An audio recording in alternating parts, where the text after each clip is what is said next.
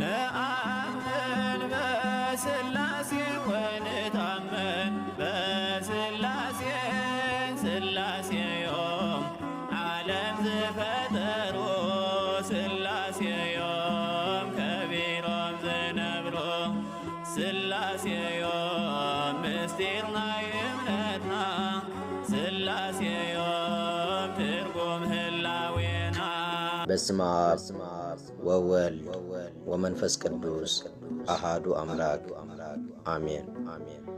ምልክት ህልቀት ዓለም ወንጌለ ማቴዎስ ምዕራፍ 24 ወዲ 1 ተሳፍ ወዲ 14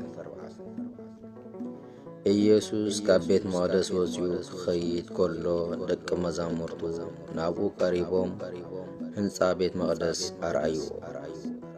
ንሱ ድማ መሊሱ እዚ ኩሉ ትርእይዎ ዶ ኣለኹ?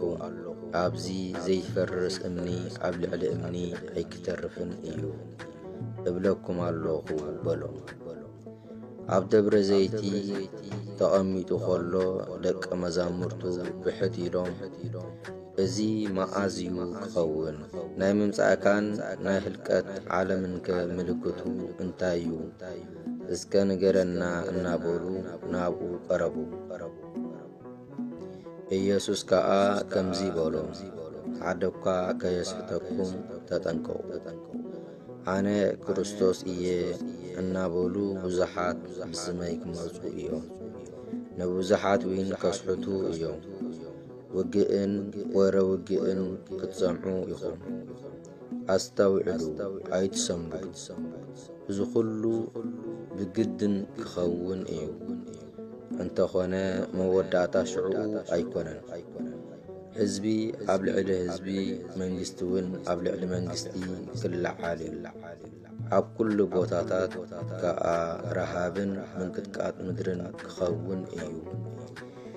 እዚ ኩሉ መጀመርታ ቅልውላው እዩ።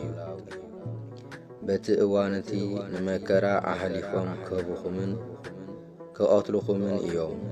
ስለ ስመይ ከዓ ኩሎም ኣሕዛብ ጽሉኣት ክትኮኑ ኢኹም። ሽዑ ብዙሓት ክሕዱ ንሓድሕዶም ኣሓሊፎም ክወሃቡን ንሓድሕዶም እውን ክጻልኡን እዮም። ብዙሓት ሓሰውቲ ነቢያት ክትንስኡ ንብዙሓት እውን ከስሕቱ እዮም። ብሰንኪ ብዝሒ ክፍኣት ከዓ ፍቕሪ ብዙሓት ክትዝሕትል እያ። እቲ ክሳዕ መወዳእታ ዝዕገስ ግና ንሱ ክድሕን እዩ። ንኩሎም ኣሕዛብ ምስክርነት ምእንቲ ክኸውን እዚ ወንጌል መንግስቲ እዚ ኣብ ምሉእ ዓለም ክስበኽ እዩ። ሽዑ መወዳእታ ክኸውን እዩ። ስብሃት ለእግዚአብሔር ወለወላዲቱ ድንግል ወለመስቀሉ ክቡር አሜን።